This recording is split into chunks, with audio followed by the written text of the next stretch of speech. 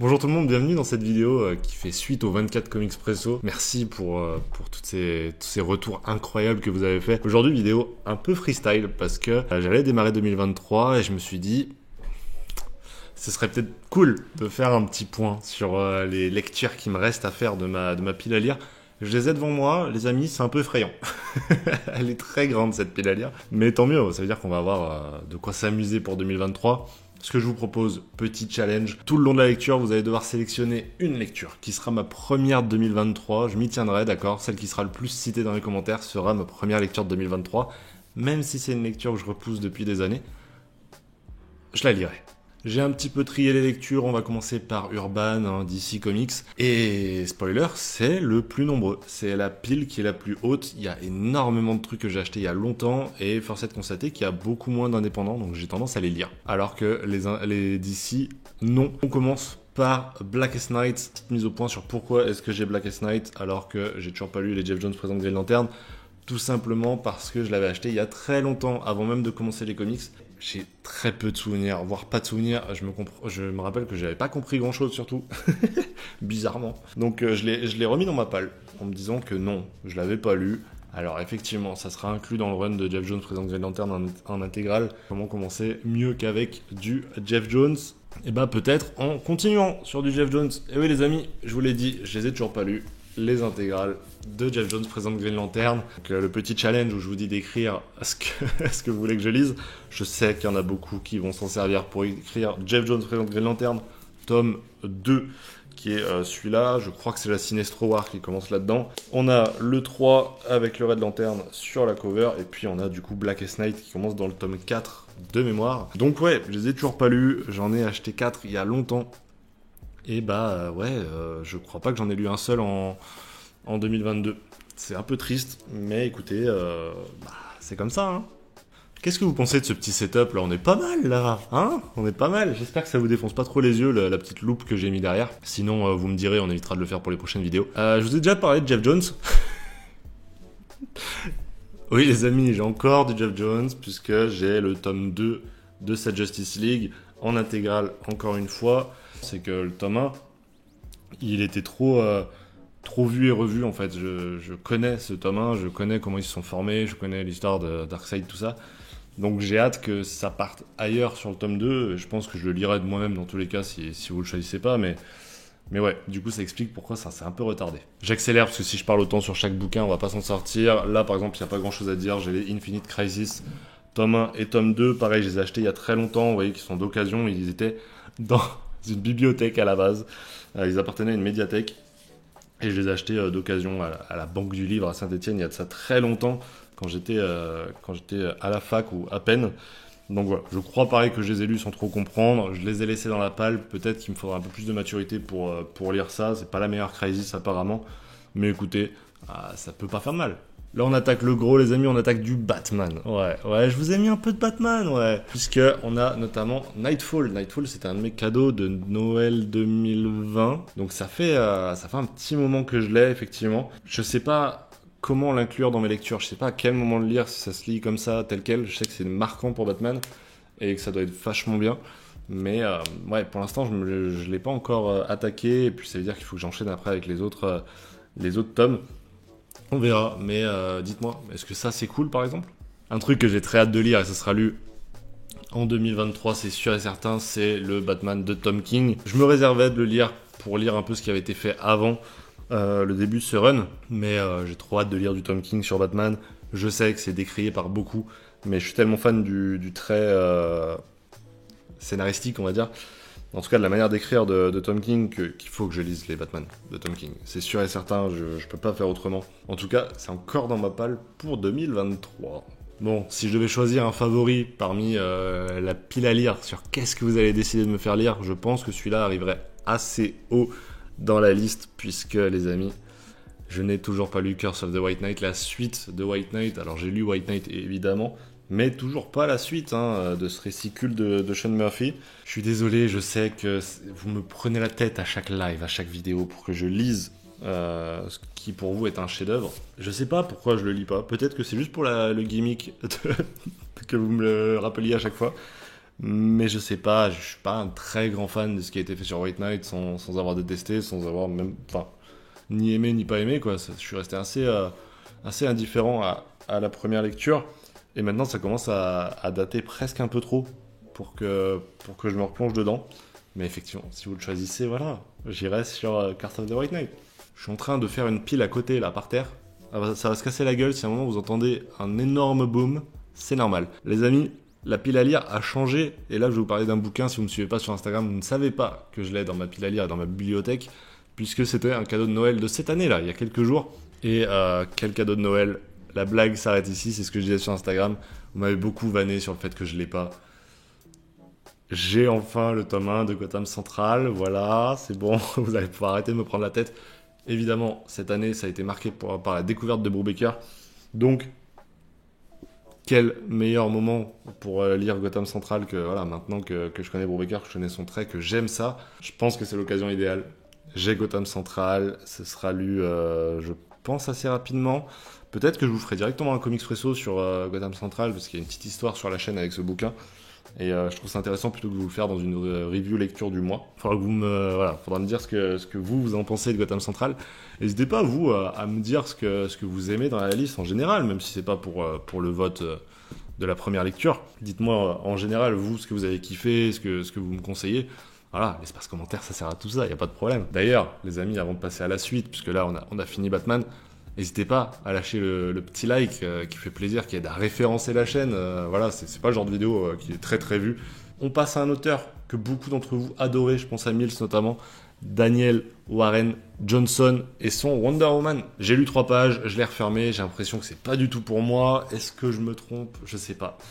J'ai l'impression que c'est un truc qui arrive assez souvent d'être un peu réticent au trait de Warren Johnson, puis après de plonger dedans et d'adorer. Moi, j'avoue que j'ai refermé presque instantanément, j'ai pas kiffé mon moment, alors c'était il y a un peu plus d'un an maintenant. Putain, c'est vraiment si bien, est-ce que je dois me forcer sur un trait que j'aime pas forcément?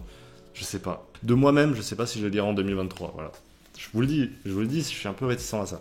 On a fait du Batman, on a fait du Wonder Woman, mais on n'a pas encore fait un crossover entre les deux.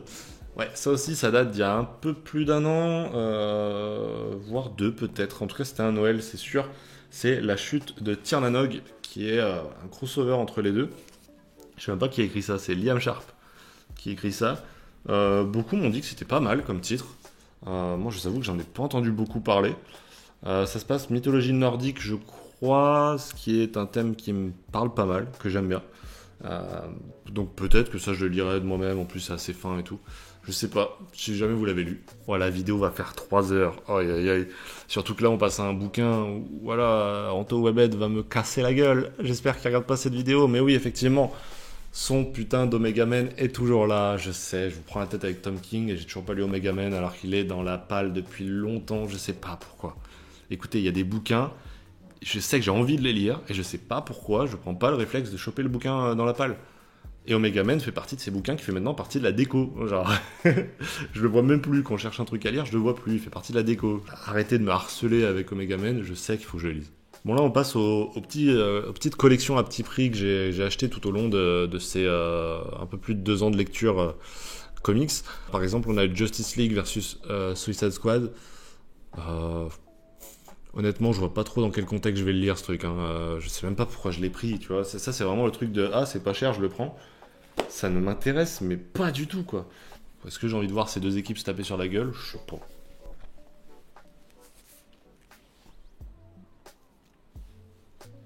Ouais, je sais, ouais, j'ai toujours pas lu Red Son. J'ai une excuse, c'est que j'ai envie de vous en faire un tête dans le culte. Mais faut que je prenne le temps de le faire, tout simplement. Bon là j'enchaîne, hein, mais on a des trucs de Carrefour, pareil ça fait partie de la déco, hein, je sais pas quand est-ce que je lirai des trucs comme ça, mais on a du Punisher, on a du Venom, en plus les épisodes qui sont apparemment pas les meilleurs, mais écoutez, ouais, j'ai ça. Je vous montre la pile à lire, hein, je l'ai. Et on continue, collection à petit prix entre guillemets, hein, puisque si vous voulez tout faire, c'est assez cher, mais on a du X-Men, la collection mutante, j'en avais acheté quelques tomes, j'ai réussi à en vendre quelques-uns. Ceux-là sont les indésirables qui restent.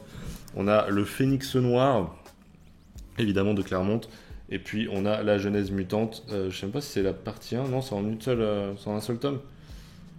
Bah voilà, mais c'est du Claremont aussi. Est-ce qu'il y en a un que je dois lire ou pas? Je crois que c'était le tout premier celui-là, hein, parce que je vois qu'il est à 3,99. Voilà. Est-ce qu'il faut pas? Je sais pas, je suis pas très grand fan des X-Men, vous allez voir qu'il y en a encore qui arrivent. Juste avant de passer à la suite et de passer à Marvel, je vais juste faire les 3 petits mangas qui me restent. J'en ai lu pas mal cette année du manga, et il m'en reste quelques-uns. Le premier, c'est le 4e tome de The Promised Neverland. Super tome qui nous raconte les histoires de gamins qui sont dans un orphelinat un peu particulier, où des gamins disparaissent, et ils vont mener l'enquête un peu... bon, c'est un truc assez récurrent, des gamins qui mènent l'enquête à la Enola Holmes et tout. Et c'est super cool, c'est super cool, en tout cas pour cette première partie qui se passe dans l'orphelinat. J'ai hâte de voir le reste, mais ouais, ça part un peu en prison break et tout, c'est super cool. En manga, on a également Erased. J'ai enfin lu le tome 1 que m'avait offert Fox l'année dernière. La vidéo est sur la chaîne évidemment. Le tome 2 me tente pas mal parce que j'ai vraiment été agréablement surpris par le tome 1. Et ça, c'est typiquement le genre de lecture que je peux me prendre dans le train. Maintenant, vous le savez, j'ai beaucoup d'heures de train par semaine. Donc, c'est pour ça que les mangas, j'en lis autant. C'est que ça passe très bien dans le train. Donc ça, je pense que dans tous les cas, ce sera un des premiers bouquins qui va m'accompagner à la semaine de la rentrée. Et puis, sacrilège, les amis, My Hero Academia, tome 34 est sorti il y a un petit moment, je l'ai toujours pas lu, pour la simple et bonne raison que je préparais les 24 comics presso, et donc il y a beaucoup de lectures, de relectures, beaucoup de travail sur ce genre de concept, de challenge. Donc effectivement, j'ai pas pris le temps de lire autre chose comme My Hero Academia. C'est un peu triste, mais ça, voilà, faut que je me remette dedans, parce que c'est ma série de mangas préférée, et j'attends ça comme un événement. Pourtant, j'ai toujours pas lu. Allez, on reprend avec du Marvel, du coup, je vous l'ai dit, les X-Men, on en a encore. Et on a encore du Claremont, c'est ça? Non, pas du tout, c'est du Grant Morrison, pardon, excusez-moi. Grant Morrison avec Frank Quietly. Alors moi je dis Quietly, et je sais plus qui c'est qui nous a dit l'autre fois sur live que c'était Kitely. Comme Extinction. Vous me l'avez beaucoup conseillé, je l'ai pris il y a un peu plus de 2 ans. Au tout début de la chaîne, et c'est encore dans ma pile à lire. Peut-être que ça, je pourrais me laisser tenter. Quitte à reprendre du X-Men, ce serait probablement par là. Est-ce qu'il faut lire des trucs avant ou pas? Je sais pas. En tout cas, ce serait mon premier de Morrison. Est-ce que mon cerveau est prêt pour du Morrison? Je ne sais pas. En tout cas, il y en a dans la palle. Bon là, aucune surprise. Si vous avez vu les 24 comics presso, vous le savez, j'ai du Spider-Man. En veux-tu? En voilà. Le Spider-Man de Straczynski, le tome 2, le tome 3 en Icon, ça aussi ça va être lu au courant de cette année. Autant il y a des bouquins je suis pas sûr de les lire, autant ça si, parce que le tome 1 était une de mes meilleures lectures de l'année.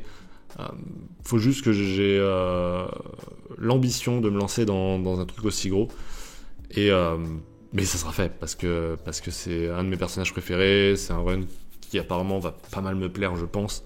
Donc j'ai aucune raison de ne pas les lire très vite. Et on continue les icons avec un de mes achats récents, puisque c'était mon dernier voyage à Lyon avec Fox et Apoca. J'ai pris d'occasion ce gros icon du Punisher de Garth Ennis, Robertson au dessin, le duo qui nous sert du The Boys, un run ultra culte qui a été conseillé de nombreuses fois par Mills. Et je suis un faible, voilà, j'ai un faible pour Mills, voilà, qu'est-ce que vous voulez que je vous dise, j'ai un faible pour Mills. Dès qu'il me conseille un truc, non, je sais qu'on est très connecté sur nos lectures, sur les enjeux, sur les valeurs des personnages, donc quand il kiffe vraiment un truc, je sais qu'il faut que je fonce dessus. Ce sera le cas aussi du monstre de Barry Windsor Smith, qui est un de ses coups de cœur aussi. Bref, je sais qu'il y a pas mal de trucs qu'il conseille qu'il faut que je lise. Ça commencera par du Punisher. Et j'ai très hâte, même si ça fait un gros bébé et que du coup ça c'est pas le genre de truc que je vais amener au taf pour le lire par exemple, un peu trop gros, donc ça veut dire qu'il faut que je me trouve des moments pour lire chez moi, et ça il y en a pas beaucoup. Un truc que j'ai beaucoup traîné en fin d'année pour le lire, et je l'ai pas fait, à chaque fois il était dans mon sac et j'ai pas lu, c'est Marvels. Ce truc de Kurt Busiek et Alex Ross. Je dis ce truc parce que pour moi c'est un ovni dans le monde des comics, hein. Cette histoire qui vient nous raconter un peu l'histoire des journalistes et des civils, je crois, dans l'univers de Marvel. Donc le concept m'intéresse. Maintenant, j'ai l'impression que c'est plus regarder les dessins et apprécier les dessins que vraiment lire une histoire qui va me péter à la gueule. En tout cas, c'est dans la palle. Si jamais vous voulez voter pour Marvels, envoyez 2 non, évidemment, tapez juste en commentaire Marvels, et je comprendrai que c'est pour ça que vous votez. En tout cas, pareil, je sais pas si je le lirai en 2023, si jamais vous votez pas pour, parce que j'ai l'impression que mon esprit ne veut pas le lire. Voilà, et il faut écouter son esprit. En tout cas, on a également Siège de Brian Michael Bendis, que j'avais acheté au tout début, pareil, de la chaîne, parce que je voulais lire un peu tout ce qu'avait fait Bendis pour arriver jusqu'à Civil War. Et de mémoire, il fallait lire Siège, mais j'ai pas lu Siège. Donc, est-ce que ça se lit indépendamment maintenant? Je sais pas. Je vous écoute. Il y a beaucoup. Les commentaires, je pense que ça va faire des pavés. C'est pas grave, les gars. Je lis tout, d'accord? Et je réponds presque à tout le monde quand j'oublie pas. Presque. Allez, on accélère, les amis. J'ai pas envie de faire une vidéo d'1 heure. Je pense que beaucoup auront quitté. Si t'es encore là, c'est que t'es un vrai. On a Thor, le massacreur de Dieu, le tome 2. Effectivement, je les ai achetés juste avant la sortie du film. Bizarrement, le film ne m'a pas hypé sur le bouquin. Trop bizarre. Non, j'ai beaucoup aimé le tome 1, donc je lirai le tome 2. Faut juste que je me replonge dedans. Ça, y a pas de souci. Ce sera fait en 2023. Tout comme Jupiter's Legacy, le prélude, le Jupiter's Circle. J'ai commencé à le lire, les amis, en décembre, et j'ai beaucoup aimé. J'ai beaucoup aimé. Je me disais, putain, qu'est-ce qu'ils vont nous raconter avant, sachant que le avant est déjà raconté dans la série principale. Non, c'est le tout début de leur vie de super-héros, et ça traite de plein de sujets. Je me rappelle que l'épisode sur l'homosexualité m'a beaucoup marqué. Et du coup, c'est assez cool. Bah, vous voyez, je me suis mis un petit marque-page. Donc, vous voyez, j'ai quand même lu une bonne partie du bouquin, et ça m'a plu. Donc pareil, ça sera lu parce que vraiment j'ai beaucoup aimé. On passe rapidement chez Valiant, il n'y a pas grand chose, mais il y en a quand même. J'ai notamment le Bloodshot Reborn de Jeff Lemire. On m'a beaucoup dit qu'il fallait lire The Valiant avant, au minima. Je l'ai pas. Donc, j'ai pas lu Bloodshot Reborn. Si vraiment vous me dites qu'il n'y a pas besoin, peut-être que je me lancerai dedans. Mais c'est vrai que j'en ai pas fait une priorité parce que peur de pas avoir tous les éléments pour le comprendre, et ce serait dommage. Parce que l'équipe qu'il y a dessus, ça fait rêver. Bon, un autre truc que je ne peux pas lire, c'est dans la palle, mais ça bougera pas, hein, ça vous pouvez bien voter pour, de toute façon je pourrais pas le lire, c'est Exo Manowar, le tome 2 et le tome 3, j'ai pas le tome 1, voilà, pour ceux qui ont suivi ces aventures cette année, Bliss avait la gentillesse de m'envoyer des bouquins en service presse, malheureusement, le tome 1 s'est perdu, il a probablement été volé, en plus il y avait un autre bouquin avec, je sais plus ce que c'était, et ça fait chier, voilà, ça fait chier, je vais pas vous mentir. Donc du coup j'ai ça, il faut que j'achète le tome 1, il faut que je le trouve, il faut que... bref, du coup c'est vrai que c'est lié à une mésaventure qui fait que j'ai pas envie quoi, du coup j'ai pas envie. Allez, on parlait de ce duo tout à l'heure, on a du The Boys, ouais j'ai la suite de The Boys, j'ai le tome 2, je suis pas encore parti dessus parce que vous le savez, je suis pas très fan des bouquins de The Boys. La série est une de mes séries préférées de tous les temps. Le bouquin beaucoup moins. Mais ouais, du coup je le prends j'en achète un de temps en temps histoire de me dire que je les lis. On verra. Ah, un autre cadeau de Noël. Ça, ne vous prenez pas la tête, ne le mettez pas en commentaire pour que je le lise. Ça sera lu. Ça sera lu. Alors, ça sera lu après celui pour qui vous aurez voté, mais ça sera lu. Kill or Be Killed. Énorme coup de cœur sur le tome 1. Du coup, on m'a offert le tome 2 à Noël. Je suis trop content. Il me le fallait. Voilà, c'est Kill or Be Killed. Évidemment, Brubaker, Phillips. J'ai adoré. Je lirai la suite. Pas de problème. On continue avec Walking Dead tome 2. Pareil, j'ai commencé à le lire. Il est lu même en bonne partie. Je sais même pas si j'ai pas tout lu. The Walking Dead tome 2, c'est lu ou presque. Mais du coup, on a également le tome 3 qui était déjà dans ma palle pour 2022 et celui-ci que j'ai reçu à Noël également. On a de quoi faire. On a de quoi faire pour avancer dans l'histoire de Walking Dead et arriver au tiers de l'histoire. C'est long, c'est long. Allez, c'est la toute dernière pile. Il reste 6-7 bouquins. C'est la pile un peu des indépendants parce que vous avez vu que pour l'instant, il n'y en a pas tant que ça. Il y a du Walking Dead, etc., du Kill or Be Killed. Là, je vous ai fait un peu plus d'indé, même si officiellement, c'est du DC pour les premiers, puisqu'on a le Sweet Tooth, on revient sur du Jeff Lemire. On a le Sweet Tooth, le tome 1 que je me suis pris il y a un petit moment déjà. Je suis assez réticent au dessin de Jeff Lemire, malgré le fait que j'adore le scénariste qu'il est. Mais du coup, ça fait que je me suis pas lancé dedans. Pareil, est-ce que ça peut faire l'objet d'un tête dans le culte ou d'un comics presso? Vous me dites quel format pour présenter le Sweet Tooth de Jeff Lemire? Je sais pas. Il y a aussi ça, c'est que je suis lecteur, mais je suis aussi créateur. Et donc, parfois, juste avant de lire un bouquin, il faut vraiment que je réfléchisse à ce que je veux faire de cette lecture-là. On a le V pour Vendetta. Alors, V pour Vendetta, vous prenez pas la tête à voter pour, parce que pour le coup, il y a un projet de vidéo avec. qui date, mais qui se fera, j'ai aucun doute là-dessus. Le V pour Vendetta d'Alan Moore, David Lloyd. Je ne peux pas le lire tant que, on va dire, comment ne pas spoiler, tant que tous les éléments qui constituent la vidéo ne sont pas réunis. Voilà. Donc je le lirai, juste, c'est pas pour l'instant, quoi, parce que il faut que je fasse des trucs. Ça tient en équilibre à côté, je sais pas comment je fais. En tout cas, on continue avec un bouquin que j'ai pas envie de lire. Pourquoi t'as acheté ce bouquin alors, Néo ? Parce que c'est le bouquin qui fait suite à mon film préféré, c'est le Fight Club 2. Je l'ai acheté d'occasion, surtout pour avoir Fight Club dans la bibliothèque. Honnêtement, là pour le coup c'est vraiment objet de déco, puis je trouve que c'est un joli bouquin en plus, donc il n'y a pas trop de... Ouais, j'ai pas trop douté quant au fait de l'acheter. Voilà, je vois qu'il est écrit 25€, je l'ai pas acheté à 25€, j'ai dû acheter une quinzaine d'euros je pense. Je sais pas. Est-ce que certains l'ont lu Fight Club ? Parce que je pense qu'il y en a beaucoup qui l'ont même pas lu. Tellement ça n'intéresse personne. Un autre cadeau de Noël qui se fait chez Comics Initiative, puisque c'est Paria. Paria, quand je travaillais en librairie, je le voyais beaucoup passer et j'avais très envie de le lire parce que je trouve qu'il y a un certain charme à cette lecture qui me fait beaucoup penser à d'autres trucs que je kiffe, que ce soit au niveau de l'ambiance, au niveau de l'époque, au niveau des genres. Donc c'est vrai que j'ai demandé ça, j'ai demandé Paria, je sais pas du tout si je vais kiffer ou pas. Ça pareil, je sais pas qui l'a lu ou pas. En tout cas, j'ai ça dans ma palle. J'ai peur que ça fasse partie des bouquins qui mettent un petit moment à être lus parce que j'aurai toujours des priorités par rapport à ça. En tout cas, je suis content de l'avoir dans la palle parce que ça fait un choix un peu plus éclectique quand je voudrais choisir ma lecture. Et ça, on apprécie. On finit par peut-être parmi les deux plus gros indépendants de cette année, enfin vraiment, du James Tynion IV avec le tome 2 de Something is Killing the Children. J'ai lu le tome 1 cette année, je vous l'ai pas mis dans mes 24 meilleures lectures parce que c'est pas le cas, tout simplement, c'est pas mes meilleures lectures. Je passe un bon moment, mais sans que ça soit marquant pour moi. J'arrive pas trop pour l'instant à comprendre l'intérêt que les gens ont pour cette saga. Je lirai la suite parce que je l'ai. Pareil, c'était une offre tome 1 et tome 2. Mais est-ce que j'irai jusqu'à même la deuxième série quand c'est House of the Slaughter, un truc comme ça. Je sais pas si j'irai jusque là. Et par contre, une série indé qui avait été un véritable coup de cœur l'année dernière, je l'ai pas lu cette année, c'est Gideon Falls. J'ai toujours le tome 4 et du coup j'aurai le tome 5 à lire, mais il est pas dans la palle, il est pas acheté encore.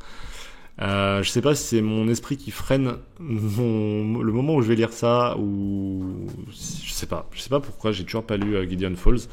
Mais ouais, effectivement, ça fait partie des séries que j'ai vraiment beaucoup aimé. On retourne sur du Jeff Lemire, qui va être un auteur phare pour moi en 2023, c'est sûr et certain, que ce soit Lemire, Brubaker, Tom King, Mark Russell. Il va y avoir comme ça une petite poignée d'auteurs que je vais beaucoup suivre. Vous allez beaucoup en entendre parler sur la chaîne, et tant mieux, ça fait plaisir. Nous on se retrouve tout début d'année avec de belles vidéos en perspective. J'espère que vous serez là pour toute cette année. Je vous souhaite une bonne année puisque ce ne sera pas fait avant, je sortirai pas d'autres vidéos avant et on se retrouve en 2023. Ciao tout le monde.